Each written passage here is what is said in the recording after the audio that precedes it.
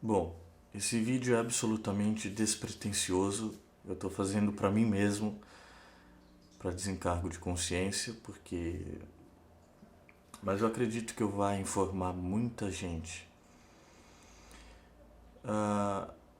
Eu fico frequentemente de saco cheio quando eu leio, né, usuários na internet ou pessoas falando sobre vários clichês que precisam ser desmistificados.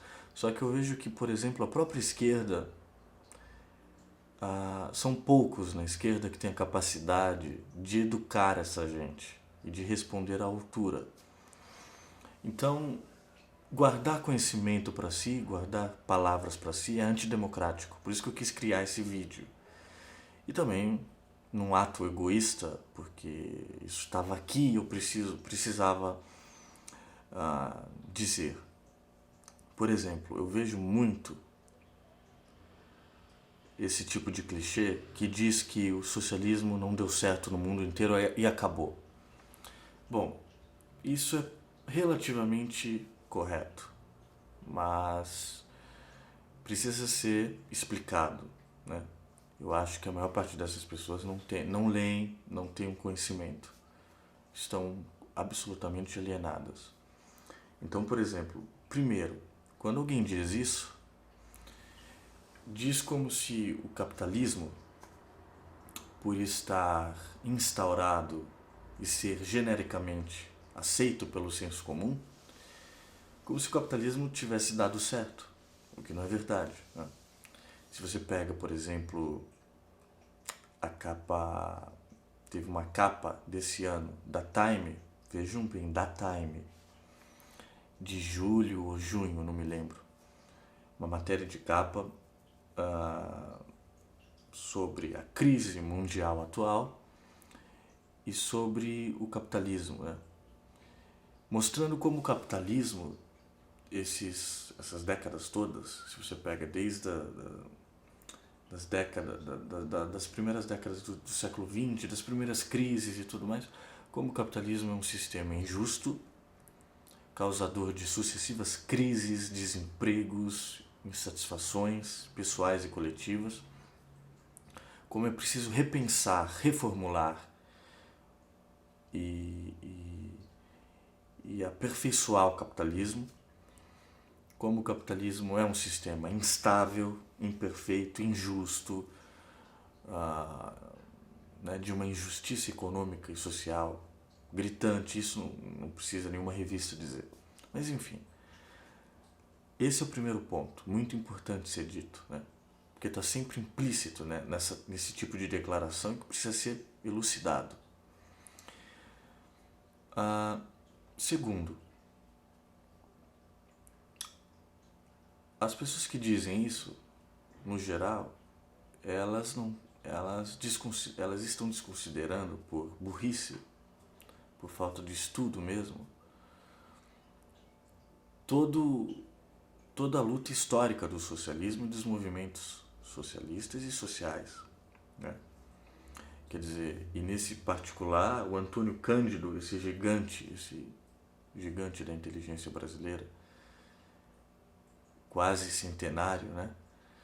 Ele disse numa entrevista de 2012, se eu não me engano, vocês podem dar um Google, eu tenho quase absoluta certeza que ele disse nesses termos exatos: o socialismo é uma doutrina triunfante.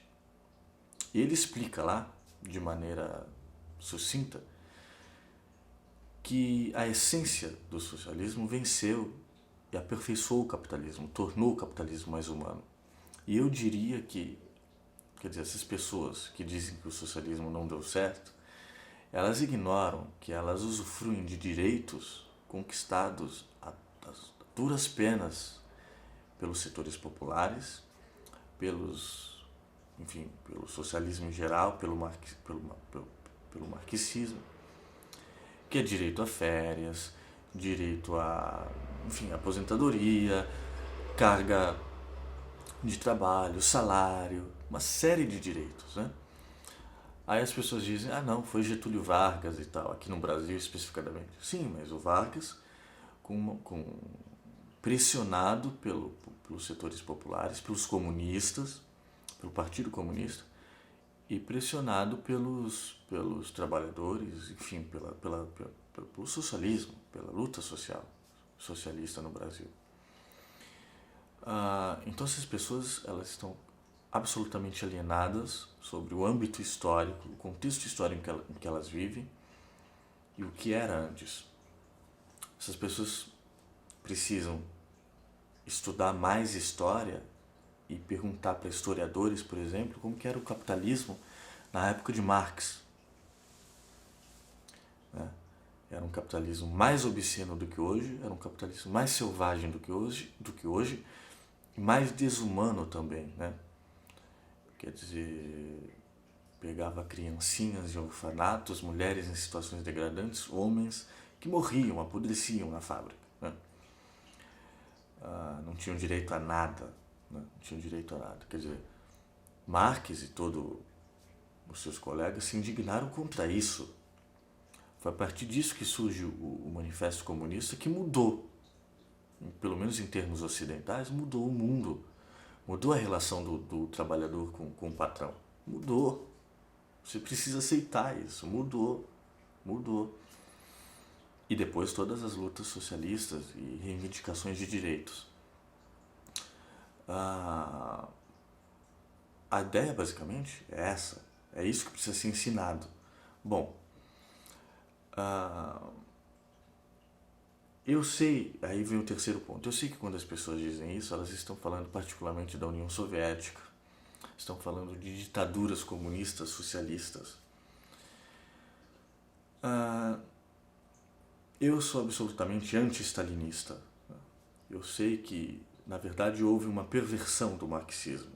Essas ditaduras, essas políticas, não deixaram de ser oligarquias ditatoriais,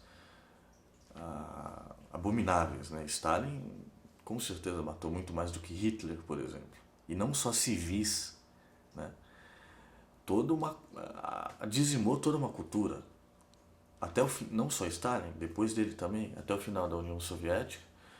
Quantos foram exilados, mortos? Quer dizer, o suicídio do Mayakovsky coincide com a ascensão de Stalin, em que na União Soviética só podia se fazer uma arte para o povo, né? Então toda a vanguarda poética russa, cinematográfica, artística, de artes plásticas, foi dizimada, né? E uma das minhas obsessões cinematográficas, que é o Andrei Tarkovsky, foi exilado da União Soviética. Então tudo isso precisa ser considerado, mas não tem nada a ver com a essência socialista. Era isso que eu queria dizer. Com o quanto o socialismo aperfeiçoou o capitalismo. E, de certa forma, eu queria dizer, só para fechar, e que contrapondo esse tipo de governo antigo, ultrapassado, que realmente acabou, que não deu certo, existe um novo socialismo, absolutamente democrático, anti-stalinista, e que existe no Brasil e no resto do mundo, quer dizer, no Brasil representado por alguns partidos e com políticas públicas interessantíssimas, e mesmo na maior nação capitalista do mundo, assim, os Estados Unidos, tem um candidato forte, tinha um candidato forte com amplo apoio, que é o Bernie Sanders, né? Que se autodeclarava socialista democrático, né?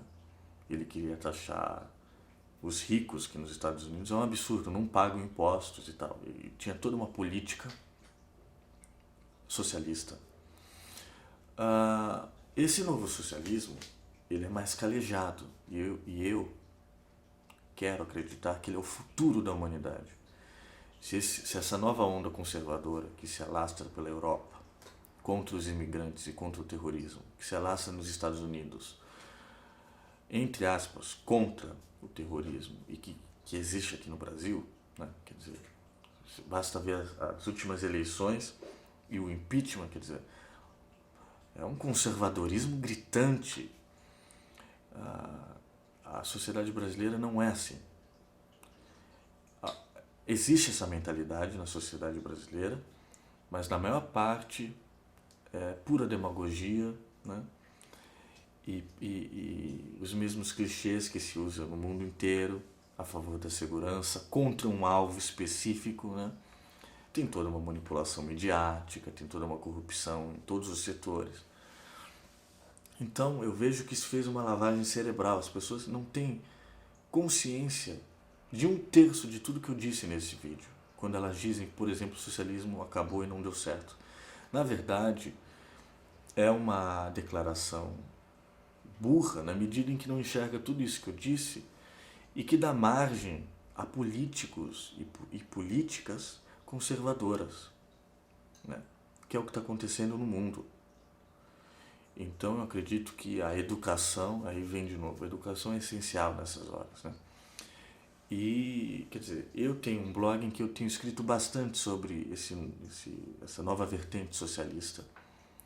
Eu tenho escrito, às vezes, até de maneira incisiva, para destoar ou lutar absolutamente contra a nova vertente fascista que tem surgido no mundo, esse novo conservadorismo. Na verdade não é novo, é velho, mas que mostrou as caras, tirou as máscaras de vez. Porque falta muita educação, as pessoas não leem, elas vão como papagaios, né? Não tem mais um nível cultural para debater. Mesmo a esquerda tem dificuldade em dizer essas coisas e educar. Então eu fiz esse vídeo como um desencargo de consciência. No meu blog eu tenho escrito bastante no que eu acredito que deveria ser um bom, entre aspas, modelo universal, pelo menos ocidental, baseado no Basic Income e no Renda Mínima Cidadã, que aqui em São Paulo é defendido pelo Suplicy. Suplicy tá velho. Eu espero que hajam seguidores do Suplicy na política e não apenas no Facebook, porque ele não tem força política nenhuma, né? Ele é eleito, mas nem o PT quer ouvir ele. E ele é muito respeitado, mas poucas pessoas sabem desse projeto dele de Renda Mínima Cidadã, que é um projeto com uma ambição de justiça social maravilhosa, compatível com toda a mentalidade internacional de Basic Income. Quer dizer, a ideia de que os empregos se tornem opcionais, que cada ser humano tenha um salário para suprir suas necessidades básicas. E eu acredito nisso, eu acredito que isso vai aperfeiçoar o capitalismo, vai reformar todos os sistemas. Eu luto nisso, né? Quer dizer, é uma segunda revolução para o capitalismo. Se houve a marxista que mudou para sempre a relação do empregado com o patrão, agora vai mudar mais ainda, mais profundamente. Quer dizer, o trabalho vai reconfigurar o que é trabalho na sociedade.